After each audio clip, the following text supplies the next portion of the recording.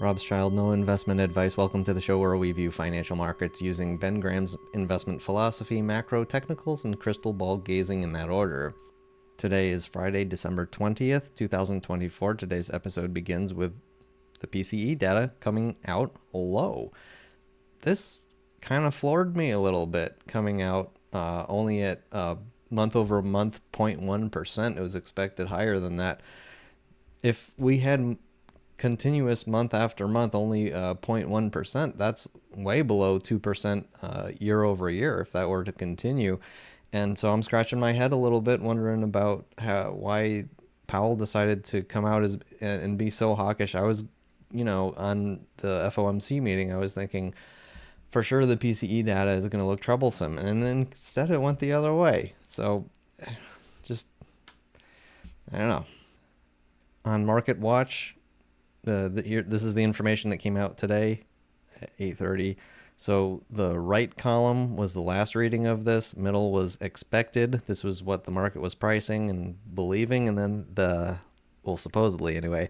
And then the left side is the actual number. So even personal income, nominal, went from 0.7 to an expected 0.4%, but actually at 0.3%. So that was lower than expected.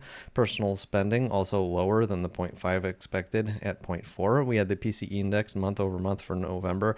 Instead of coming out at the expected 0.2 at 0.1, PCE year over year, lower than expected, 2.5 and 2.4.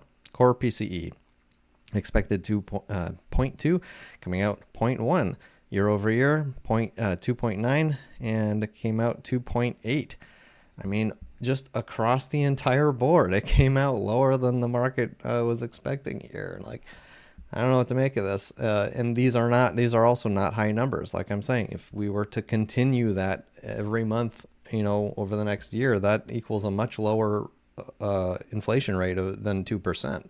Looking across charts today, I noticed that the markets seem to act what I would describe as lazy more than anything else, doing, just nothing all that interesting.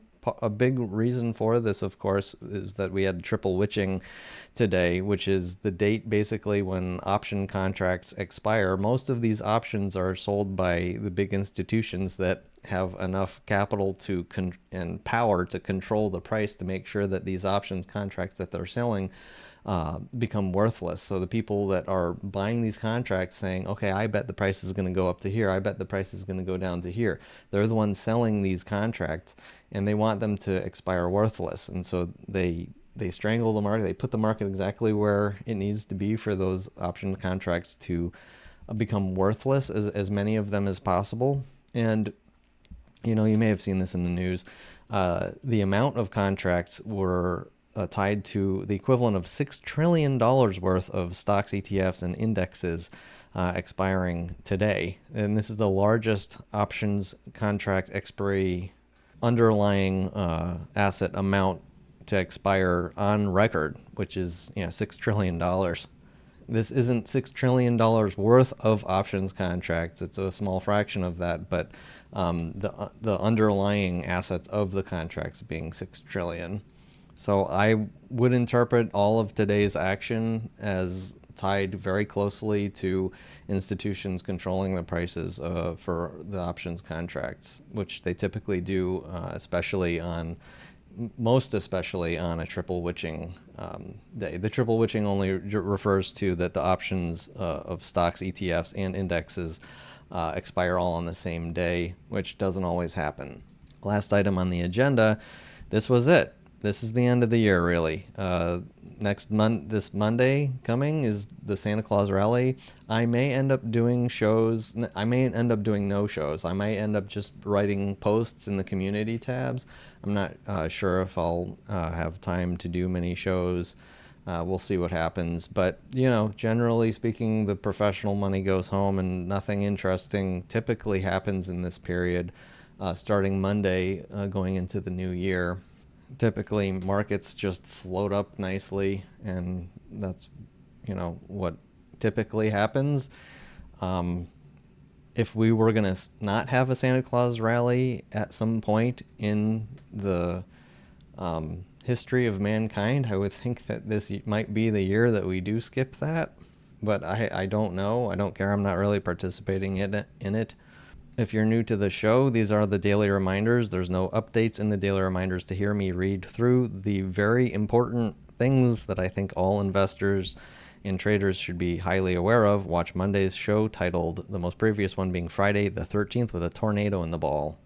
Also, not anything has changed in the crystal ball readings. I still believe we're in the midst of a market crash. This Santa Claus rally might, I don't know what's going to happen. The S&P 500 does not look bullish to me at all. It looks like dead cat bounce at best. So diving straight into the charts, the SPX, the S&P 500, you can see we did go up by 1% today, but well within the bottom 50% of the large red candle that sort of cracked markets on Wednesday, with the Fed coming out with their hawkish tone and hawkish dot plots. Again, I am of the belief that the closing price being, approximately 3/4 of the way down, that's like the Goldilocks zone. I mean, if I was selling on options contracts, I'd probably aim for there. It seems like a good central spot to finish the day. And again, with Santa Claus rally, is this going to float back up? Even if it floats up only 1%, we'll probably still, by the way, be within this red candle here, which is still not very bullish looking. You would want to see a close for the market to really look bullish, like it wants to go higher. We would want to see a close above Wednesday's candle, above 60.71, we'll call it. Again, with triple witching, the VIX closing, just like kindly, I'll put it, below that magic 20 number in the VIX, where typically above 20 is things are the stuff's hitting the fan, and below it is we're calm, and we're back to sort of calm again, both of these candles being within Wednesday's volatility spike candle. I don't know where it's going to go from here, especially again with the Santa Claus rally. I still have plenty of puts on HYG. If you've been following the show, you probably know. Again, this is not the bulls taking over here. This is a bounce. I mean, granted, I guess this one engulfed yesterday's candle, but it still has a lot to prove in order to go up. Again, part of the reason that this goes down is that the yields have been going up, but it doesn't look bullish at all to me as far as a chart pattern. Notably, CME Fed Watch tool seeing only one more cut for the terminal rate. We are the December meeting. This is the new target, 425 to 450, and we're pricing in 91% of staying at that rate for now. In January, all it takes is the next black swan to really blow something up for the market to start pricing in more cuts and the typical emergency cuts that eventually arise. But as it stands, the Fed funds futures sees one cut for all of 2025. Pretty incredible. By the way, I believe we had very similar things going on right before the great financial crisis, where, and this typically happens, where the markets price in less and less until until it accelerates. We're not at that acceleration, economic collapse period yet. We're getting there, we're really close. Again, I'm expecting it to be extremely clear, maximum 5 months. You can quote me on this. By May, it'll be very obvious, I think. But remember, folks, just a guy with a crystal ball here. Again, the U.S. Treasury yield curve.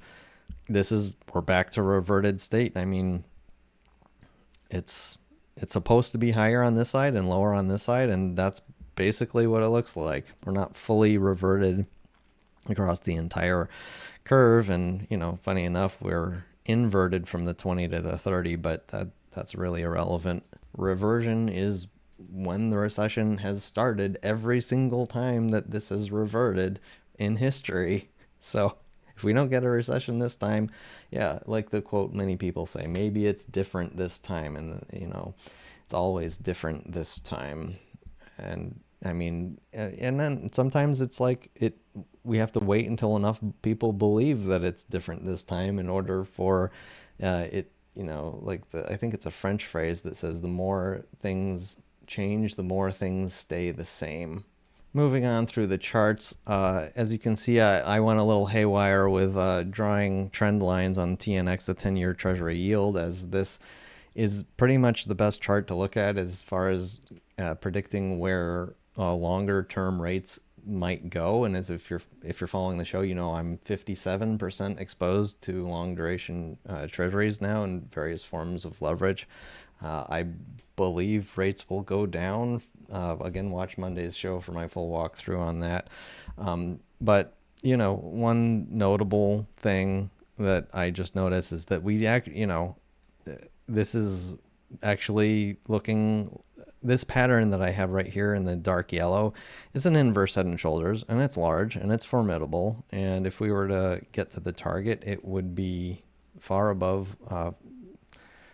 It would be pretty high above 5%. And it's a pretty clear pattern, and we did break the neckline, but we didn't get a confirmation candle. What we want to see is a close above 4.6% on the 10-year for this pattern to have more legs to it to continue to the upside. Admittedly, I'm nervous about it getting that high,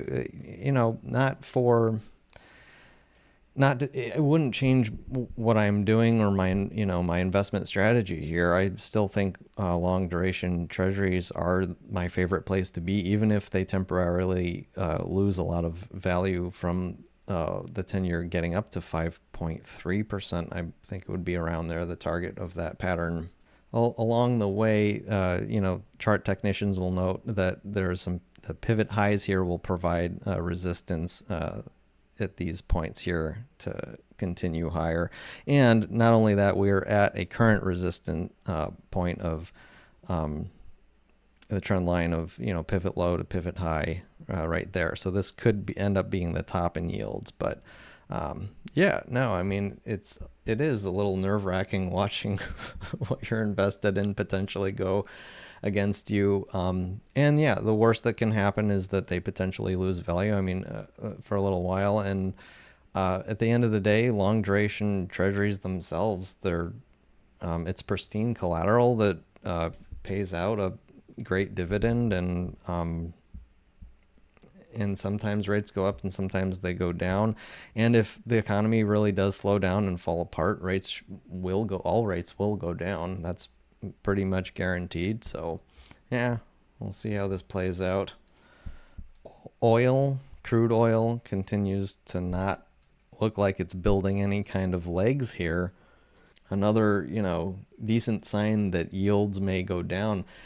Just in case you're not aware, yields typically follow the price of oil, like to the T, like oil does it, and then the yields do it. And oil's not looking strong here at all. From a longer term perspective, we're at the very lower range that we've been in many years now in oil. So if yields follow, I'm expecting oil, again, watch Monday's show.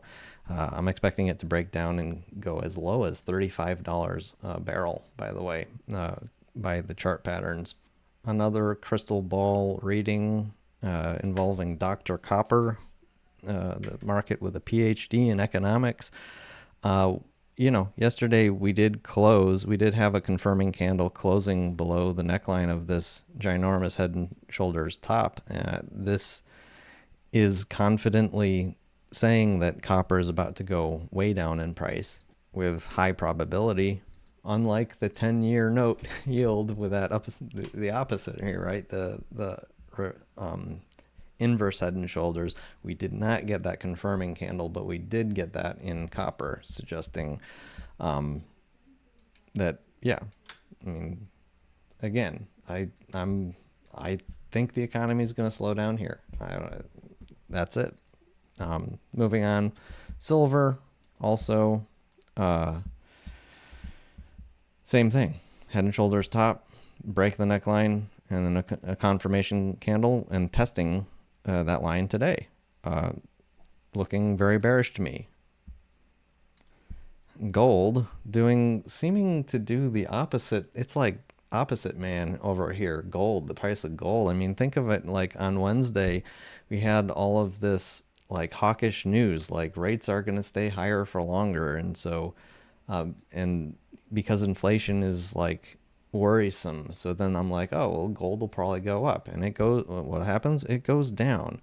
Today, PCE data comes out. Cool. Okay, that's explicitly saying that, okay, inflation is going to be lower than the market was expecting.